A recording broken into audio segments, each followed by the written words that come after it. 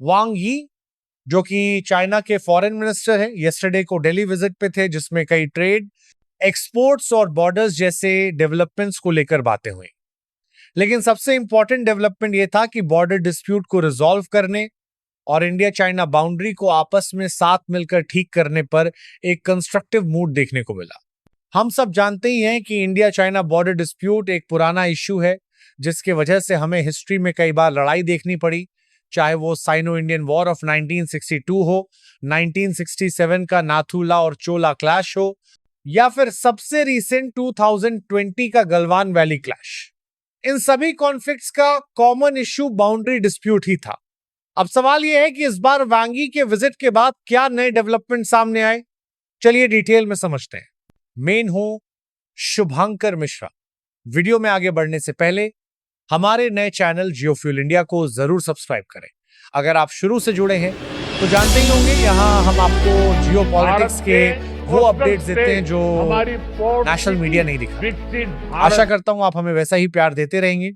विशेष प्रतिनिधि और राष्ट्रीय सुरक्षा सलाहकार अजीत डोभाल के निमंत्रण पर चीन की कम्युनिस्ट पार्टी सीपीसी की केंद्रीय समिति के राजनीतिक ब्यूरो के सदस्य और चीन के विदेश मंत्री वांग यी 18-19 अगस्त 2025 तक भारत की आधिकारिक यात्रा पर आए। 18 अगस्त को उन्होंने विदेश मंत्री डॉ एस जयशंकर के साथ लंबी बातचीत की। 19 अगस्त को प्रधानमंत्री नरेंद्र मोदी से मुलाकात की और सबसे अहम, उसी दिन अजित डोवल के साथ 24वें दौर की स्पेशल रिप्रेजेंटेटिव टॉक्स में हिस्सा लिया, जिसका एजेंडा था इंडिया चाइना बॉर्डर डिस्प्यूट का सॉल्यूशन। दोनों देशों ने यह माना कि पिछले एक साल से सीमा पर रिलेटिव पीस रहा है, लेकिन दोनों तरफ ने यह भी एक्नॉलेज किया कि फाइनल सॉल्यूशन के बिना परमानेंट शांति संभव नहीं। अब बात करते हैं उन 5 प्रमुख पॉइंट्स की जो वांग यी और डोवाल ने डिसाइड किया। बायलैटरल रिलेशंस का पॉलिटिकल पर्सपेक्टिव। दोनों तरफ एग्री हुए कि बाउंड्री इशू को एक पॉलिटिकल पर्सपेक्टिव से देखना होगा, मतलब मिलिट्री या टैक्टिकल स्टैंड ऑफ के बजाय एक बड़ा डिप्लोमेटिक और पॉलिटिकल फ्रेमवर्क बनाना होगा। यह फ्रेमवर्क 2005 में साइन हुआ एग्रीमेंट ऑन पॉलिटिकल पैरामीटर्स के अकॉर्डिंग होगा। एक्सपर्ट ग्रुप का निर्माण, WMCC working mechanism for consultation and coordination on India China border affairs के अंडर एक एक्सपर्ट ग्रुप बनाया जाएगा जो अर्ली हार्वेस्ट रिजल्ट्स ला सके। मतलब कुछ बाउंड्री सेक्टर्स में जल्दी डेलिमिटेशन की प्रोसेस स्टार्ट हो सके। बॉर्डर मैनेजमेंट वर्किंग ग्रुप, एक अलग वर्किंग ग्रुप क्रिएट होगा जो स्पेसिफिकली इफेक्टिव बॉर्डर मैनेजमेंट करेगा ताकि बॉर्डर पर पीस और ट्रस्ट बना रहे। General level mechanisms in all sectors. अब तक जनरल लेवल मैकेनिज्म सिर्फ वेस्टर्न सेक्टर में था, अब ईस्टर्न और मिडिल सेक्टर में भी यह सिस्टम बनेगा ताकि हर जगह डायरेक्ट मिलिट्री डायलॉग हो। डी एस्केलेशन के प्रिंसिपल्स। दोनों ने माना कि जब तक ट्रस्ट नहीं बनता तब तक ट्रूप्स के लेवल पर डी एस्केलेशन पॉसिबल नहीं है, लेकिन प्रिंसिपल्स और मोडालिटीज पर डिस्कशन शुरू हो गया है। तो क्लियरली दिख रहा है कि अब इंडिया और चाइना दोनों समझ गए हैं कि कॉन्फ्रंटेशन के बजाय कोलैबोरेशन जरूरी है। बॉर्डर मैनेजमेंट को लेकर जो नए मैकेनिज्म्स बन रहे हैं वो दोनों देशों के फ्यूचर रिलेशन को डिसाइड करेंगे। अगर ये प्रोसेस सस्टेन होता है तो फ्यूचर में 1962 या 2020 जैसी सिचुएशन दोबारा ना आए, इसकी उम्मीद की जा रही है। लेकिन ये बात नहीं भूलनी चाहिए कि चाहे आज इंडिया चाइना अभी हम साथ साथ हाइन की जोड़ी क्यों ना दिख रही हो, भारत का सबसे बड़ा कंपटीशन चीन ही है। चाहे चीन कितना भी भारत के करीब क्यों ना आए, वो पाकिस्तान को कभी नजरअंदाज नहीं करेगा।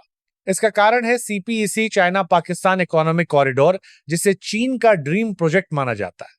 यह वही प्रोजेक्ट है जो पाकिस्तान से होकर पीओके के रास्ते चीन को सीधे इंडियन सी तक पहुंच प्रदान करेगा। अगर किसी को यह लगता है कि इंडिया और चाइना करीब आ रहे हैं तो चीन पाकिस्तान का साथ छोड़ देगा, तो यह उसकी सबसे बड़ी भूल होगी। चीन हमेशा अपना हित देखकर ही दोस्ती करता है। आज अमेरिका से टकराने के लिए उसे भारत का साथ चाहिए, इसलिए चीन को भारत के साथ खड़ा देखा जा रहा है। इसीलिए इकोनॉमिस्ट कहते हैं कि जियोपॉलिटिक्स में कुछ भी परमानेंट नहीं होता। अब अगली खबर सीधे व्हाइट हाउस से आई है। इंडिया पर पहले से ही 25% रेसिप्रोकल टैरिफ लगा हुआ था और अब प्रेसिडेंट ट्रंप की तरफ से एक और एडिशनल 25% पेनल्टी टैरिफ 27 अगस्त को इंप्लीमेंट होने जा रही है। न्यूज यह है कि अब अमेरिका की डिप्लोमेटिक गेम समझ नहीं आ रही। व्हाइट हाउस के प्रेस ब्रीफिंग में सेक्रेटरी कैरोलाइन लेविट ने बयान दिया कि president Donald Trump has impose sanctions on India. देखा जाए तो बात सिर्फ टैरिफ की थी, लेकिन सेक्रेटरी के स्टेटमेंट के बाद स्पेकुलेशन शुरू हो गया कि क्या अमेरिका सच में इंडिया पर सैंक्शंस लगाने जा रहा है। कुछ एनालिस्ट इसे एक टंग स्लिप बोल रहे हैं, लेकिन व्हाइट हाउस ने बाद में क्लैरिफाई किया कि अगर इंडिया अपने रशियन ऑयल इंपोर्ट्स कंटिन्यू करता है तो यूएस सैंक्शंस के पॉसिबिलिटी को इंडिया को इग्नोर नहीं करना चाहिए। यानी एक तरह से अमेरिका ने इंडिया को एक डिप्लोमेटिक वार्निंग दी है। आपको याद होगा कि अमेरिका पहले भी इंडिया पर सैंक्शंस लगा चुका है। 1974 में जब इंडिया ने अपना फर्स्ट न्यूक्लियर टेस्ट किया था और 1998 में जब इंडिया ने पोखरण 2 टेस्ट किया तो अमेरिका ने तुरंत सैंक्शंस इंपोज कर दिए थे। ये सैंक्शंस काफी स्ट्रिक्ट थे और 2001 तक ग्रेजुअली लिफ्ट होने शुरू हुए। अमेरिका की पॉलिसी सिंपल है, जो उनके इंटरेस्ट के अगेंस्ट जाता है उस पर प्रेशर क्रिएट करो। लेकिन आज के टाइम में जब दुनिया मल्टीपोलर बन रही है, यूएस की मोनोपोली वीक हो रही है। डॉलर इकोनॉमी अभी भी स्ट्रांग है, लेकिन दुनिया को डिक्टेट करने का जमाना खत्म हो चुका है। अमेरिका को अब समझना होगा कि इंडिया जैसे देश को इग्नोर करना पॉसिबल नहीं। इंडिया एक इमर्जिंग इकोनॉमी है, एक स्ट्रेटेजिक बैलेंसर है और सैंक्शंस के प्रेशर से इंडिया अपने इंटरेस्ट सैक्रिफाइस नहीं करेगा। रशिया से सस्ता ऑयल लेना हो या अपने डिफेंस के लिए सही चॉइस करना, भारत अपनी पॉलिसी अपने टर्म्स पर बनाएगा। अमेरिका भारत को घुटनों पर ला देगा, यह सोचना राष्ट्रपति ट्रंप की एक बड़ी भूल साबित होती दिखाई दे रही है। अमेरिकी मीडिया भी राष्ट्रपति ट्रंप को इसके लिए जिम्मेदार मान रही है, क्योंकि बढ़ते टैरिफ से कई देशों को नुकसान तो हो ही रहा है, लेकिन साथ ही अमेरिका में महंगाई भी बढ़ती देखी जा रही है। अतिरिक्त टैरिफ के कारण ही अमेरिका में कई ऑटोमोबाइल कंपनियों को भारी नुकसान उठाना पड़ा है। उदाहरण के तौर पर फोर्ड जैसी कंपनियों को पिछले 3 महीनों में अतिरिक्त टैरिफ के चलते करीब $1 बिलियन अतिरिक्त भुगतान करना पड़ा। इसी वजह से अब ये कंपनियां अपनी मैन्युफैक्चरिंग यूनिट्स को अमेरिका से बाहर दूसरे देशों में शिफ्ट कर रही हैं। ये बढ़ती महंगाई अब अमेरिका के बाजारों पर भी साफ दिखाई दे रही है। अमेरिकी शेयर बाजार में भी गिरावट दर्ज की जा रही है और वो लगभग 0.02% नीचे चल रहा है। यानी कुल मिलाकर कहा जा सकता है कि राष्ट्रपति ट्रंप की टैरिफ नीति न केवल अंतरराष्ट्रीय व्यापार को प्रभावित कर रही है, बल्कि अमेरिकी अर्थव्यवस्था और उपभोक्ताओं पर भी इसका सीधा असर पड़ रहा है। रिसेंटली अमेरिका के भारत पर बढ़ते प्रेशर के बीच रशिया ओपनली भारत के साथ आ गया है।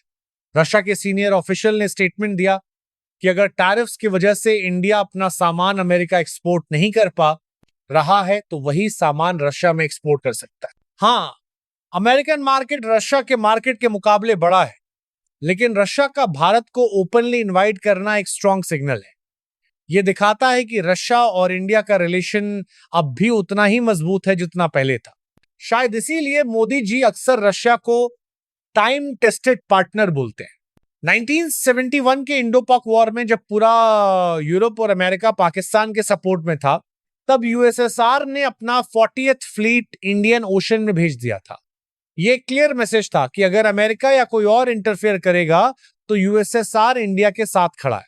कोल्ड वॉर के दौरान जब इंडिया को डिफेंस टेक्नोलॉजी की जरूरत थी, तो सबसे पहले रशिया ने ही इंडिया को मिसाइल, सबमरीन्स और फाइटर जेट्स दी। आज भी इंडिया के न्यूक्लियर सबमरीन प्रोग्राम और स्पेस कोऑपरेशन में रशिया एक की पार्टनर है।